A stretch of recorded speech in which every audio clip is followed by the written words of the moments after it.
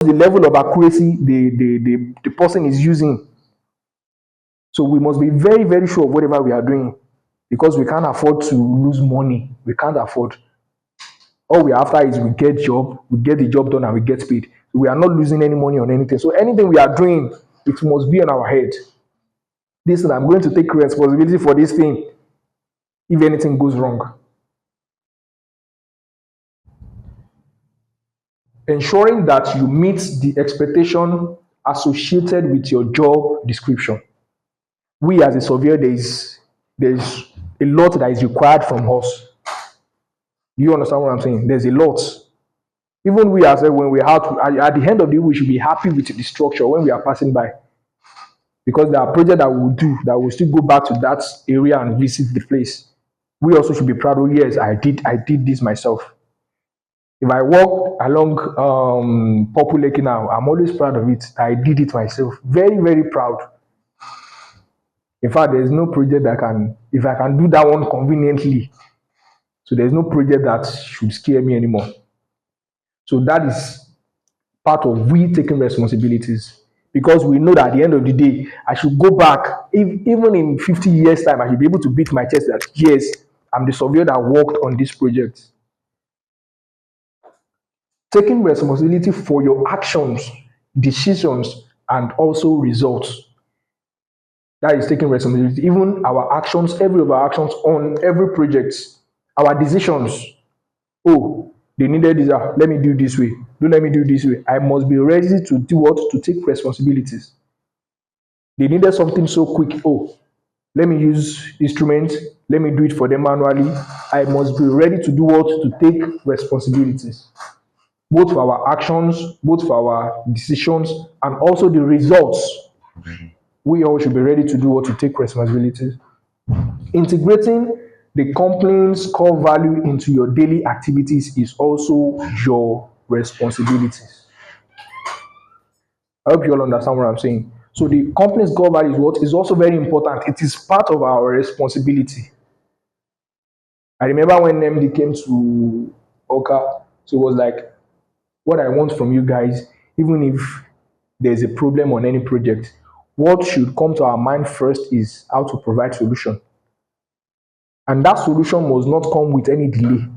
Even if client is going to come up with a solution that will come with delay, we should make sure that we come up with a better solution without delay because we can't afford any delay on any project.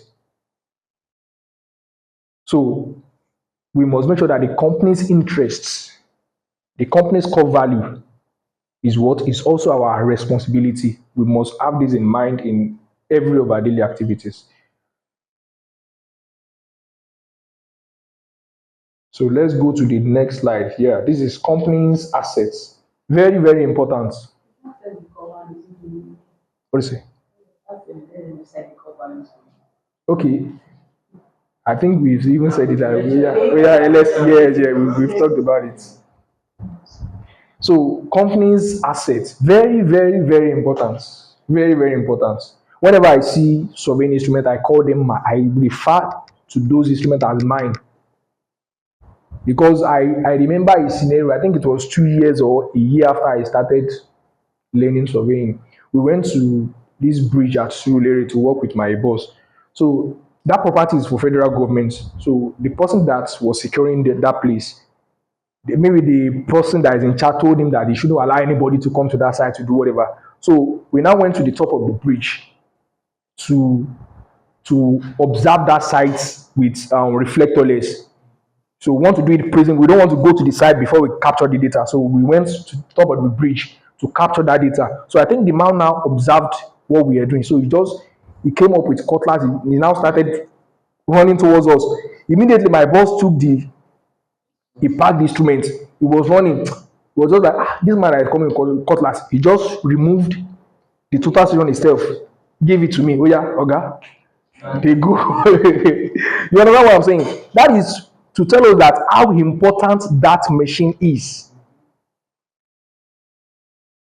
So whenever I see total station, I remind myself that this machine is very, very important. Very, very important. Even when we are going on commercial buses, he always tell us, Oga, put this thing on your laps. It is not what you put on anywhere. Do you understand what I'm saying? Because it's a fragile machine, it's a fragile instrument. It is not what you drop anywhere. Even sometimes it will not allow you to drop it on the seat. Put it on your laps. Make sure that it is with you. Because if any very strong happens to it, it's going to affect the instrument. That's where they lose their calibration. So we want to talk about companies' assets. So it is very, very important that we treat company assets very, very well. Very, very well. You can also remember I used to clean this myself because a per project is dusty. So maybe once in a week or once in every 2 weeks, I will take it out to make sure I clean it myself to make sure that yes, it's in perfect condition because that machine is my own. So I used to take care of it like it's mine, even though it is company's property. So we also must have it in mind. No matter how small the instrument is, we must take care of them very, very well. We can't afford to be buying and buying or spending unnecessary money on repairing our instruments. No.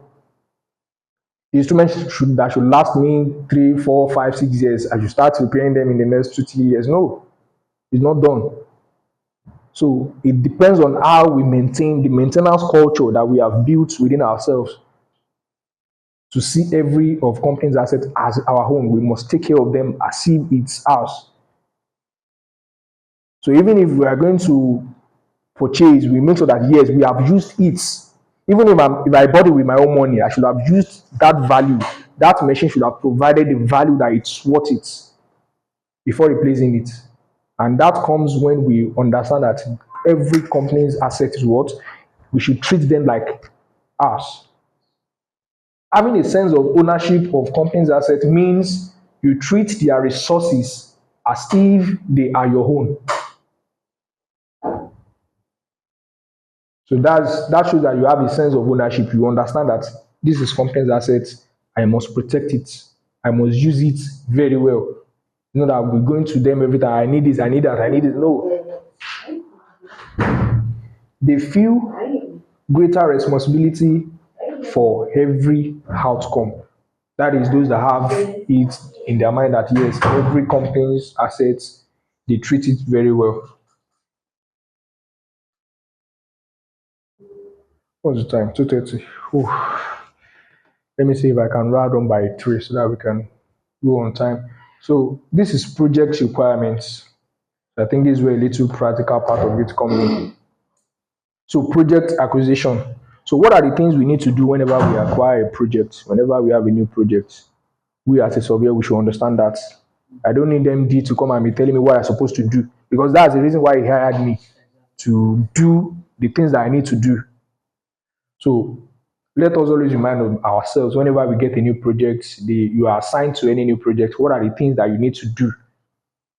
Number one part of it is the has built. Get the exact boundary of what is existing on that site. Confirm with what they have on the drawing. For example, I think I have one here. Okay, this is our project in Anambra. So here, this is the main building itself. This is the perimeter. So what I did was when I got to site, I picked that point to confirm what they said they needed, what they said they have. Is it what is existing on that site?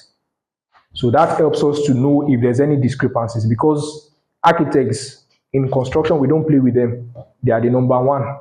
Even if it is surveyors that is leading, architects, we don't play with them because anything they design, they don't want anything to change it. If they tell you that they need 6 meter for driveway, you must provide that 6 meter. Do you understand what I'm saying? So the only way to avoid that is for us to do the right thing from start. So we pick the boundary, we confirm the square meter. Okay, architect, this is what you said you need 6 meter for your driveway on this side. You can't get 6 meter. This is what is existing on that side. We can only get 5 meter. So you send it back to them. So they don't know how to do what, how to redesign, how to adjust. So doing as built on every new project is what is very, very, very important. Okay. Now, when you got this drawing Yeah. and you went to the site, you use GPS, right? Now I use total session. Total session. Yes. Okay, you coordinate. You said I use free station initially. Like free station. That one is just creating any coordinate yourself. Just arbitrary coordinates. But you created it from the drawing. Not from the From the drawing. coordinate Not, from the not from drawing. the drawing. Not from the drawing. Though this project initially they have the ministry survey on it. So they later gave us the real coordinates for that project. But before I got there, even I can use the exact coordinates for this office. I can use it for a web project. Why? How? It's just But nobody's. each point Yes. has its own coordinate. You have Yes. the coordinate of this. That's the I understand what they are saying. That's when you are georeferencing. That's when you are referencing to the general. You understand? There are situations like that. Yeah, you use free Like stations. what I did on the email. I saw it too. Even the one you are using in Hampshire, it might not be the exact coordinates. Okay, so where that comes in is we always discover our clients. If it is a client that we always try to discover who our client is. Okay. There are some clients that require proper documentation. So whenever we are starting the project with them, we must bring in every of our equipment, use the GPS to establish controls, get the exact code because they will demand, Oga, give us this coordinates. And there are some clients that they don't bother. So that one I don't stress myself. Okay, but if you have to carry out the proper way of doing it, Yes. you're supposed to use total station Yes. or Or GDP. DGPS. You just establish controls on that side first. Then you can use total session to continue the task. That's the proper way of doing it. But if a client is not demanding it from me, I don't need to spend that much. Or if you're unable to get the GPS. Or if I'm unable to get it. So, And they are not demanding for it. and nobody is demanding for it. That's what me I used to consider. If the client is not demanding for it, I relax. Because I can use free station. I can just pick this point, give it X and Y, this point, give it X and Y, then continue. No, you will get there. Even the Hampshire coordinates that's not the real coordinate. Oh, what is it called? What's his name? Plaza. Even almost all the husband sites. That's not until this surveyor now gave us his own coordinates. I don't even know if that was. We don't even know if it is correct. I just know that I believe the major thing there is that once you've done your orientation with that coordinates, you must continue with it. You must continue So with that it. because if you introduce probably the right coordinate now, it's just on. Check this already. So we'll get there. So doing ASBIT is very, very, very important. Me, I don't joke with ASBIT. If I get to your site, if I get to any new site, the first thing is ASBIT. I get the exact boundary. Once I get that, then I'm good to go. So if there's any other features that I need to pick on that site, I'll pick it to make sure that I have more than enough data. And before I move to the next one, that project acquisition, there is one thing I used to do. So I want us to adapt that pattern. Any project that I get to, I try as much as possible to acquire that project, to take charge of that project, because it saves me a lot. Okay, what I'm trying to say is, in every area that I need to prove myself that I know what I'm doing, I make sure that I fix that. So one of it is studying the drawing very, very well. Like our project in Anambra, when we first got there, we were having meeting like almost every 2 days with the commissioner. We're having meetings. So I always make sure that I look at the drawing ahead before we get to him. Oga, there's a problem here. Commissioner, there's a problem here. There's a problem here. We now started solving problem for like 2 months. So that one gives them the sense of like, it seems this person knows what he's doing. You understand what I'm saying? So that is part of owning the project. I tried as much as possible to do everything that I need to do on the project to show them that yes, this person knows what he's doing. There are times that they will even need to come and check what you are doing, but because okay, let's take Ekpe for example now. When we go to that project, we have the client surveyor on that project. But in the course of our interaction, first week, second week, third week, fourth week, 1 month, 2 months, he discovered that these guys know what they are doing. Do you understand what I'm saying? So it gives us rest of mind. When we first start, it was like following back to back. What are you doing? When are you doing this? He's the one that wants to give us everything that we should do. He wants to dictate. But once he discovered that no, these people knows what they are doing, he just give everything to us that you guys should continue because he's already satisfied. So he did not even come to check what we are doing again. How are you? So he did not even bother coming to our site again. Why? Because we've owned that project ourselves and we've proved it to him that yes, we can handle it. So if you can do that, it's going to save you a lot, because your clients will just have rest of mind and this person knows what he's doing. There's no point running after you. Okay, do this for me, do this for me, do this for me. No. So that's one of the reasons. That's one of the ways to acquire a project. As built also, as we have said, is part of it, and doing your orientation. What I'm trying to say there is that, for example, now I did as built for this boundary, and let's say the government officials they've given us the coordinates for this boundary. So what I need to do is bring the as built that I have done. I'll bring it inside, superimpose it on it, to make sure that yes, my own is on it, is on the right place. So if there's any discrepancy, they can know. For example, now you can see this point, you can see the black point that is coming out of it. Let's assume that is the discrepancies. Everybody will know that okay, there's a shift here.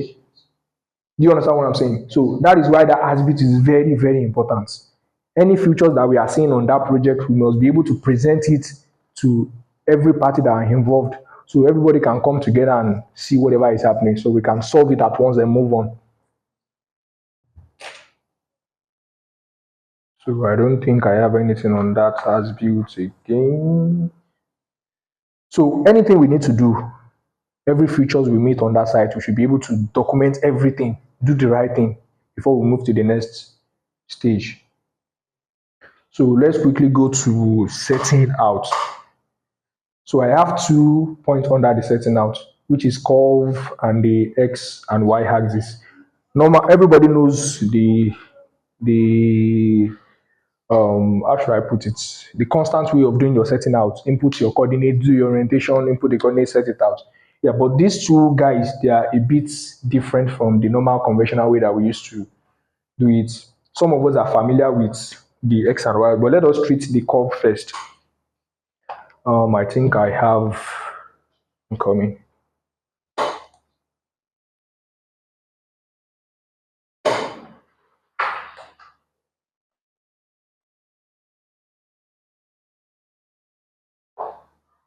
So, for example, you can see this curve. These are projects in Anambra.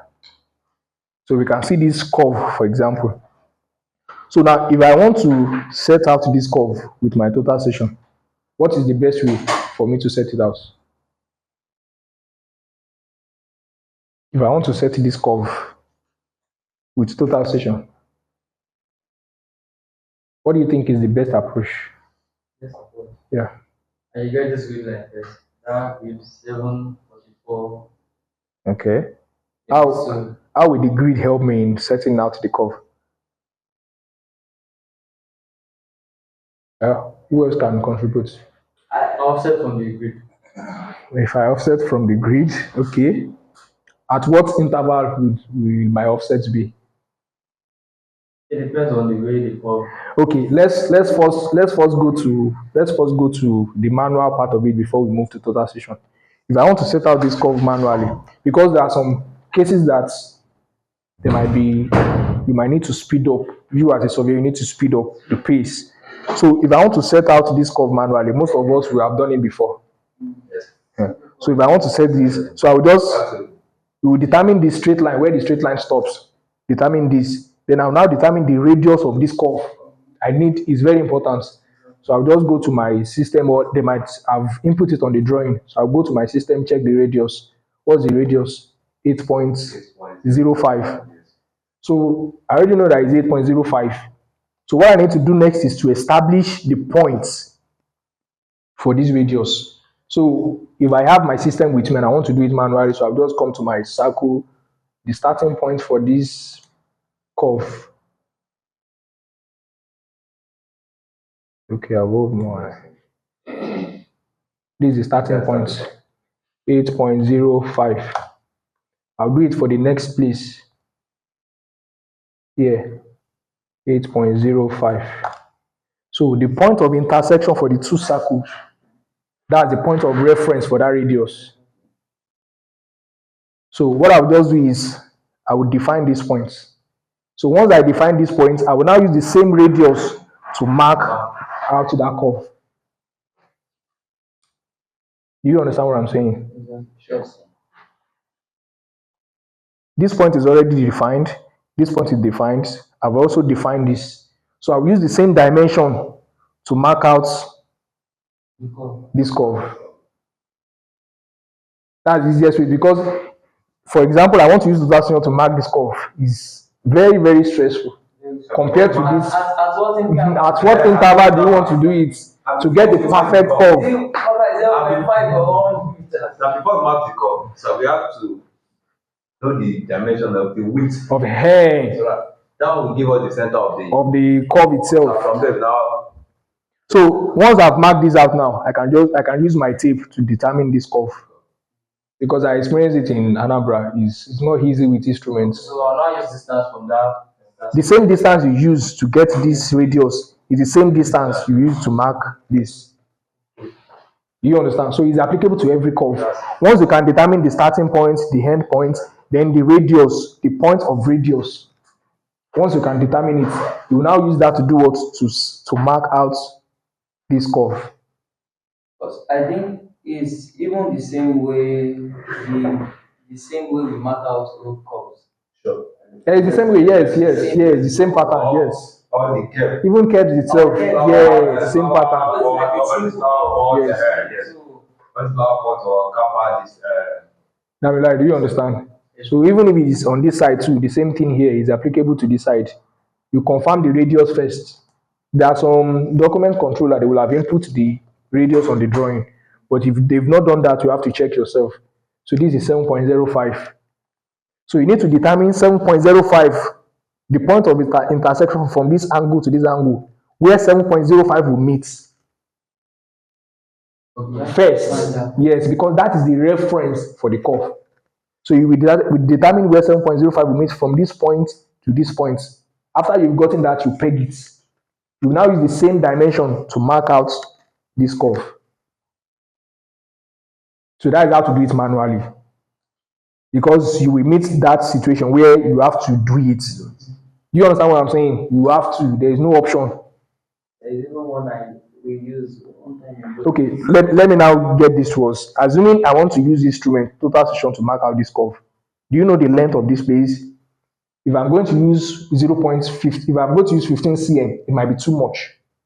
15 cm will not give me the perfect curve that I need. Even if you use 10 cm, it will not, because as if the curve is wider, you have to reduce.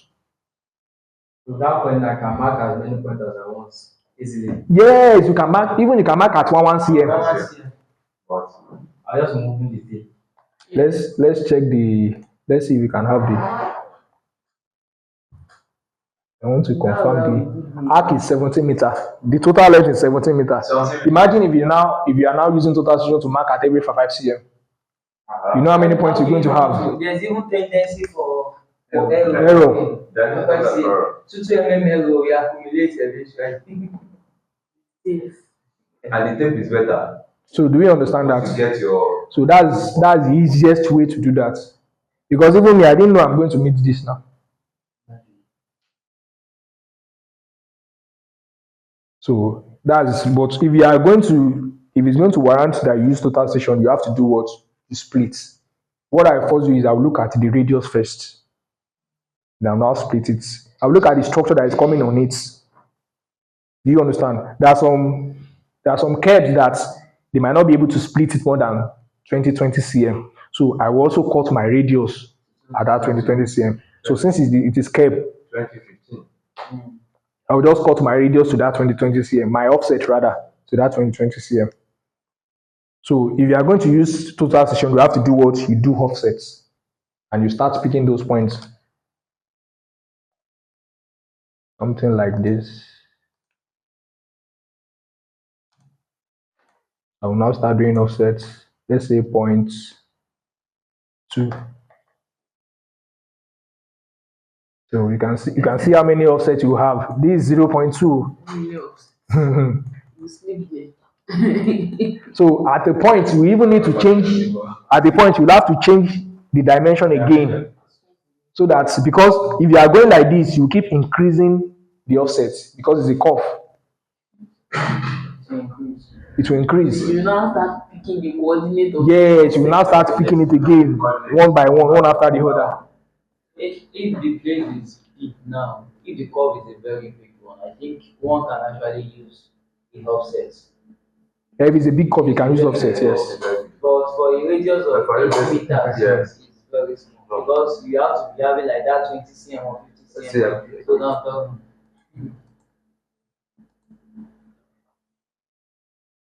you wanted to, I thought you wanted to say another. Is either we use that manual method or you You use. TGPS. If you use the GPS too, you have to. Are we not going to use the same We are offsets? going to use the same Offset, offset. generate the coordinates, install it on. And that one we even if you are working with little stars in constellation, you can have 20 cm. You can have 20 mm difference. No, no, but I think the DPS is faster. It's faster. Actually, Yeah, just it's faster. practice. It's Just faster. practice. But one thing about it is, if the error comes in, you will not know. This thing is working with satellite. It's working with signals. But what if we segment it? Let's say that 8 meters now, we segment it into like 4 segments or Okay, into like 4 meters 4 or meters 3 or 2 6 or meters. 2 meters. And we now put up that 2 meters now is more or less like we are reducing the curves. Okay. And we now pick intersection of each 3 points. Okay. It's going to work, but there's no how you can jump those ones. So you still have to come back to those sections again. So the conclusion is that Eh. tape is faster. And the manual. The manual part of it is faster. It's faster. It's faster. If you can get this guy well, these center points. It's probably okay. It's more complex. Yes. What I used to do is, if I can get this guy, if it is a solid ground. Yes. If you can get this point very well, permanent. If it is on concrete, I will use nail. If it is a solid ground, I will use iron peg to make sure that yes, it's firm. Because the structure that is coming on it matters a lot. Because on our own side, this is a wall. It's a wall that is going to be exposed. That is external wall, and it's going all the way to the top. And even to avoid you sleeping on the project. So that, yes. Or else they will just be waiting for somebody. Oh yeah, now.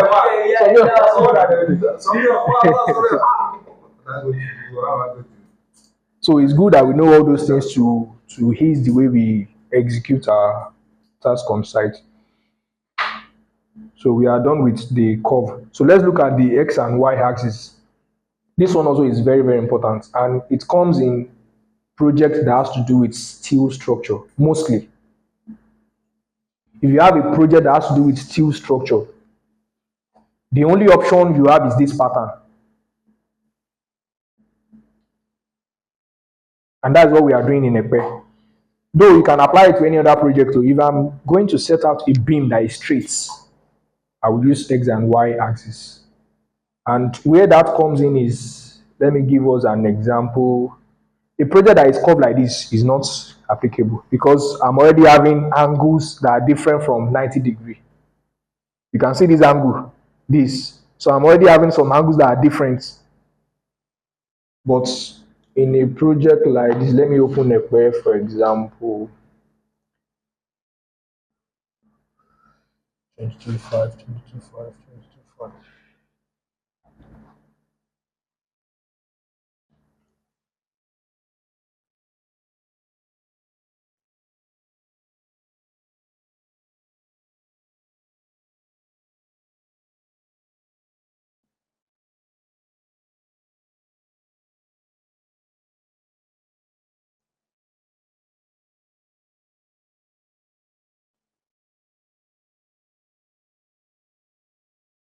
Okay, so this is the one that the client gave to us. You can see that it's not on a perfect right angle. If a drawing will be on a perfect right angle, this is what we will have. Let's say, for example, you can see this line. This is a perfect line. If I'm going to draw the other axis, we'll have something like this. So that means I have to horn this guy. I have to horn my auto to make sure that I get a perfect 90 degrees. So this is a perfect 90 degree. So if you have a plan that is not on a perfect 90 degree, and you are doing a type of project that requires this pattern, so what I'll just do is I'll bring this guy, I'll copy it on another page. So you can see it here. So this one is on a perfect 90 degree. So what that means is, you can see this line. There's a bolt that is coming on top of this column. And this bolt needs this X and Y axis. Every column, they need this X and Y axis. Every column, they need this X and Y axis.